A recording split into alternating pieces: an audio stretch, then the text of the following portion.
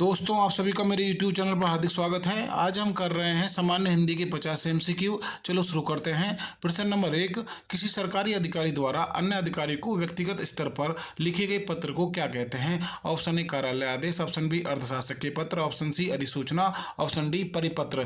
किसी सरकारी अधिकारी द्वारा अन्य अधिकारी को व्यक्तिगत स्तर पर लिखे गए पत्र को अर्धशासकीय पत्र कहते हैं। यहाँ विकल्प भी सही उत्तर है। प्रश्न नंबर 2, जब कोई सूचना एक साथ कई कार्यालयों को भेजी जाती है तो उसे क्या कहते हैं? ऑप्शन ए व्यक्तिगत पत्र, ऑप्शन बी अनुस्मारक, ऑप्शन सी परिपत्र, ऑप्शन डी विज्ञापन। जब कोई सूचना एक साथ कई कार्यालयों को भेजी जाती है तो उसे परिपत्र कहते हैं। यहाँ विकल्प सी सही उत्तर है। प्रश्न नंबर 3, अधिसूचना का प्रकाशन मुख्य रूप से कहाँ होता है? ऑप्शन ए स्थानीय समाचार पत्र, option B social media, option C gazette, option D सूचना पटल।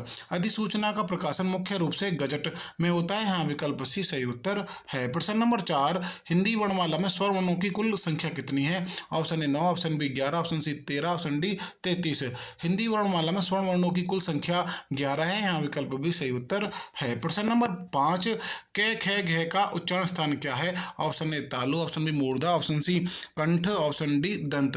क ख घ का उच्चारण स्थान कंठ है। यहाँ विकल्प सी सही उत्तर है। प्रश्न नंबर 6, दो वर्णों के मेल से होने वाले विकार को क्या कहते हैं? ऑप्शन ए समास, ऑप्शन बी उपसर्ग, ऑप्शन सी संधि, ऑप्शन डी प्रत्यय। दो वर्णों के मेल से होने वाले विकार को संधि कहते हैं। यहाँ विकल्प सी सही उत्तर है। प्रश्न नंबर 7, पवन शब्द का सही संधि विच्छेद क्या होगा? ऑप्शन ए प प्लस वन, ऑप्शन बी प प्लस अन, ऑप्शन सी प प्लस अन, ऑप्शन डी प प्लस अन। पवन शब्द का सही संधि विच्छेद प प्लस अन होगा। यहाँ विकल्प सी सही उत्तर है। प्रश्न नंबर 8, यथाशक्ति में कौन सा समास है? ऑप्शन ए तत्पुरुष, ऑप्शन बी द्वंद्व, ऑप्शन सी अव्ययीभाव, ऑप्शन डी बहुव्रीहि। यथाशक्ति में अव्ययीभाव समास है। यहाँ विकल्प सी सही उत्तर है। प्रश्न नंबर 9, जो शब्दांश शब्द के अंत में जुड़ते हैं उन्हें क्या कहते हैं? ऑप्शन ए उपसर्ग, ऑप्शन बी प्रत्यय, ऑप्शन सी संधि, ऑप्शन डी समास।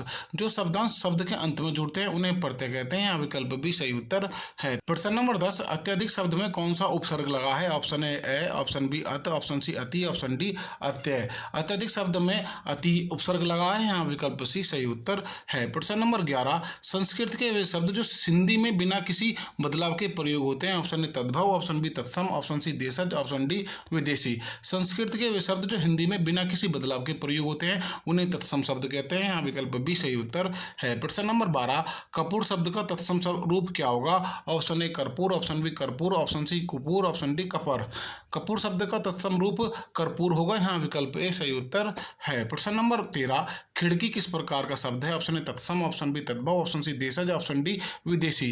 खिड़की जो है वो देशज शब्द है। हाँ विकल्प सी सही उत्तर है। प्रश्न नंबर 14, निम्नलिखित में से कौन सा शब्द संज्ञा है? ऑप्शन ए वह, option B Himalaya, option C मीठा, ऑप्शन डी धीरे धीरे। निम्नलिखित में से हिमालय जो है वो संज्ञा है। यहाँ विकल्प बी सही उत्तर है। प्रश्न नंबर 15, मैं तुम आप व्याकरण की दृष्टि से क्या है? ऑप्शन ए संज्ञा, ऑप्शन बी विशेषण, ऑप्शन सी सर्वनाम, ऑप्शन डी क्रिया।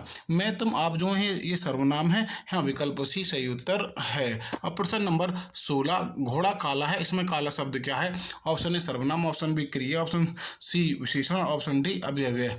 घोड़ा काला है, इसमें काला शब्द विशेषण है। यहाँ विकल्प सी सही उत्तर है। प्रश्न नंबर 17, अवयव शब्द का अर्थ क्या होता है? ऑप्शन ए जिसका व्यवय हो, ऑप्शन बी जिसमें कोई विकार ना हो, ऑप्शन सी जिसका अर्थ बदले, ऑप्शन डी संज्ञा का रूप। अवयव शब्द का अर्थ जिसमें कोई विकार ना हो है। यहाँ विकल्प भी सही उत्तर है। प्रश्न नंबर 18, अरे तुम आगे, इसमें अरे क्या है? ऑप्शन ए निपात, ऑप्शन बी संबंध सूचक, ऑप्शन सी विस्मयादि बोधक, ऑप्शन डी विशेषण।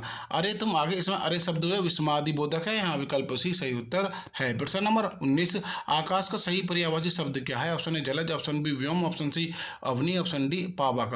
आकाश का सही पर्यायवाची शब्द यहाँ पर व्योम है। यहाँ विकल्प भी सही उत्तर है। प्रश्न नंबर 20, अमृत का विलोम शब्द क्या होगा? ऑप्शन ए पीयूष, ऑप्शन बी सुधा, ऑप्शन सी विष, ऑप्शन डी जल। अमृत का विलोम शब्द विष होगा। यहाँ विकल्प सी सही उत्तर है। प्रश्न नंबर 21, अली अली शब्द युग्म का सही अर्थ भेद क्या है? ऑप्शन ए सखी भमरा, ऑप्शन बी भमरा सखी, ऑप्शन सी कली फूल, ऑप्शन डी जल थल। अली अली शब्द युग्म का सही अर्थ भमरा सखी है। यहाँ पहले वाले अली शब्द का अर्थ भमरा है, दूसरे वाले अली का सखी है। यहाँ विकल्प भी सही उत्तर है। प्रश्न नंबर 22, जिसका कोई शत्रु जन्मा ना हो, वाक्यांश के लिए एक शब्द।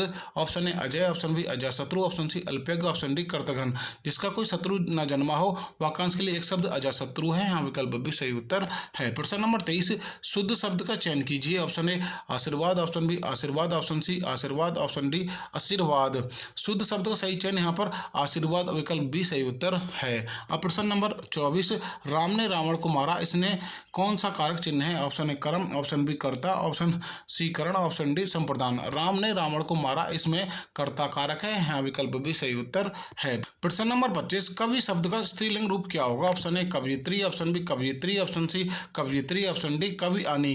कवि शब्द का स्त्रीलिंग रूप यहाँ पर कवयित्री होगा, यहाँ विकल्प सी सही उत्तर है। प्रश्न नंबर 26 हिंदी में वचन कितने प्रकार के होते हैं? Option A 1, option B 2, option C 3, option D 4। Hindi में वचन 2 प्रकार के होते हैं, एक वचन और बहुवचन, यहाँ विकल्प बी सही उत्तर है। प्रश्न नंबर 27 वह जा रहा है, यह किस काल का उदाहरण है? ऑप्शन ए भूतकाल, ऑप्शन बी वर्तमान काल, ऑप्शन सी भविष्यकाल, ऑप्शन डी अनिश्चित काल। वह जा रहा है इसी है वर्तमान काल का उदाहरण है, यहाँ विकल्प बी सही उत्तर है। प्रश्न नंबर 28 राम द्वारा आम खाया जाता है, इसमें कौन सा वाच्य है? ऑप्शन ए कर्तवाच्य, ऑप्शन बी कर्मवाच्य, ऑप्शन सी भाववाच्य, ऑप्शन डी कोई नहीं। राम द्वारा आम खाया जाता है, इसमें कर्मवाच्य है, यहाँ विकल्प बी सही उत्तर है। प्रश्न नंबर 29 रचना के आधार पर वाक्य कितने प्रकार के होते हैं? रचना के आधार पर यहाँ वाक्य 3 प्रकार के होते हैं, सरल, संयुक्त और मिश्र, अतः यहाँ विकल्प बी सही उत्तर है। प्रश्न नंबर 30 वह आया और मैं गया, यह किस प्रकार का वाक्य है? ऑप्शन ए सरल वाक्य, ऑप्शन बी संयुक्त वाक्य, ऑप्शन सी मिश्र वाक्य, ऑप्शन डी आज्ञावाचक। वह आया और मैं गया, यह यहाँ पर यह संयुक्त वाक्य है, यहाँ विकल्प भी सही उत्तर है। प्रश्न नंबर 31 वाक्य के अंत में पूर्ण विराम का प्रयोग कब होता है? ऑप्शन ए प्रश्न पूछने पर, ऑप्शन बी वाक्य समाप्त होने पर, ऑप्शन सी आशय होने पर, ऑप्शन डी आधार होने पर। वाक्य के अंत में पूर्ण विराम का प्रयोग वाक्य समाप्त होने पर होता है, यहाँ विकल्प भी सही उत्तर है। प्रश्न नंबर 32 अल्प विराम का चिन्ह कौन सा है? A B C D.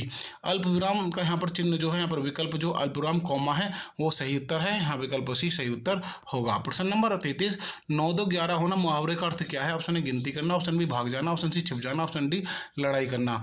9 2 11 होना मुहावरे का अर्थ जो है वो भाग जाना है, यहाँ विकल्प भी सही उत्तर है। प्रश्न नंबर 34 कोल्हू का बैल होने का अर्थ क्या है? ऑप्शन ए बहुत ताकतवर होना, ऑप्शन बी लगातार काम में लगे रहना, ऑप्शन सी आलसी होना, ऑप्शन डी खेती करना। कोल्हू का बैल होने का अर्थ लगातार काम करने में लगे रहना है, यहाँ विकल्प भी सही उत्तर है। प्रश्न नंबर 35 अधजल गगरी छलकत जाए लोकाक्ति का अर्थ है? ऑप्शन ए कम ज्ञान वाला दिखावा अधिक करता है, ऑप्शन बी घड़ा आधा भरा होना, ऑप्शन सी पानी का गिरना, ऑप्शन डी बहुत विद्वान होना। अधजल गगरी छलकत जाए लोकाकृति का अर्थ कम ज्ञान वाला दिखावा अधिक करता है, सही उत्तर है, यहाँ विकल्प ए सही उत्तर है। प्रश्न नंबर 36 शुद्ध वाक्य का चयन करें।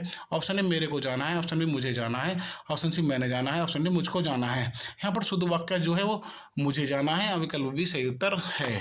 प्रश्न नंबर 37 उपयुक्त शब्द का चयन करें। राम ने को पत्र लिखा, ऑप्शन ए अपने, ऑप्शन बी अपना, ऑप्शन सी स्वयं, ऑप्शन डी पिता। राम ने पिता को पत्र लिखा, यहाँ विकल्प डी सही उत्तर है। प्रश्न नंबर 38 तरणनी तरणनी का सही अर्थ क्या है? ऑप्शन ए सूर्य नाव, ऑप्शन बी नाव सूर्य, ऑप्शन सी नदी सागर, ऑप्शन डी दिन रात। तरणनी का अर्थ यहाँ पर सूर्य है, दूसरे तरणनी का अर्थ यहाँ पर नाव है, तो सही अर्थ जो है सूर्य और नाव है, यहाँ विकल्प ए सही उत्तर है। प्रश्न नंबर 39 उन्मूलन का सही विलोम क्या है? ऑप्शन ए उत्थान, ऑप्शन बी रोपण, ऑप्शन सी अवनति, ऑप्शन डी विकास।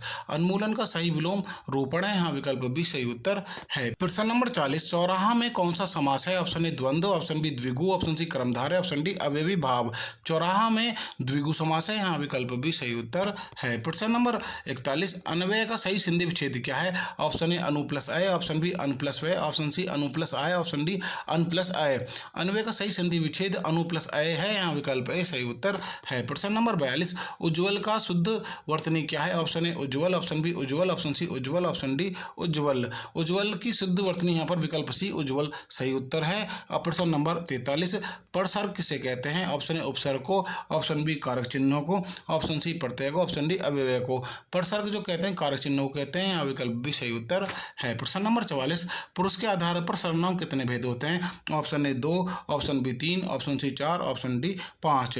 पुरुष के आधार पर सर्वनाम के 3 भेद होते हैं, उत्तम, मध्यम और अन्य, यहाँ विकल्प 3 सही उत्तर है। अब प्रश्न नंबर 45 आंखें फेर लेना मुहावरे का अर्थ क्या है? ऑप्शन ए चश्मा लगना, ऑप्शन बी प्रतिकूल हो जाना, ऑप्शन सी नींद आना, ऑप्शन डी प्यार करना।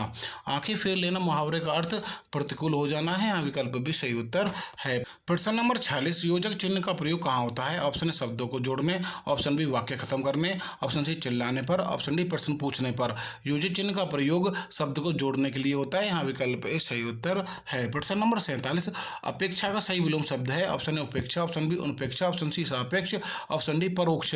उपेक्षा का सही विलोम उपेक्षा है, यहाँ विकल्प ए सही उत्तर है। प्रश्न नंबर 48, अन्वेषण का शुद्ध संधि विच्छेद क्या है? ऑप्शन ए अन्वय प्लस षण, ऑप्शन बी अनु प्लस ऐषण, ऑप्शन सी अन प्लस वेषण, ऑप्शन डी अन्वेष प्लस षण। अब यहाँ पर अन्वेषण का शुद्ध संधि विच्छेद जो होगा अनु प्लस ऐषण है, यहाँ विकल्प बी सही उत्तर है। प्रश्न नंबर 49, चरण कमल में कौन सा समास है? ऑप्शन ए तत्पुरुष, ऑप्शन बी कर्मधारय, ऑप्शन सी द्विगु, ऑप्शन डी बहुवीर्य।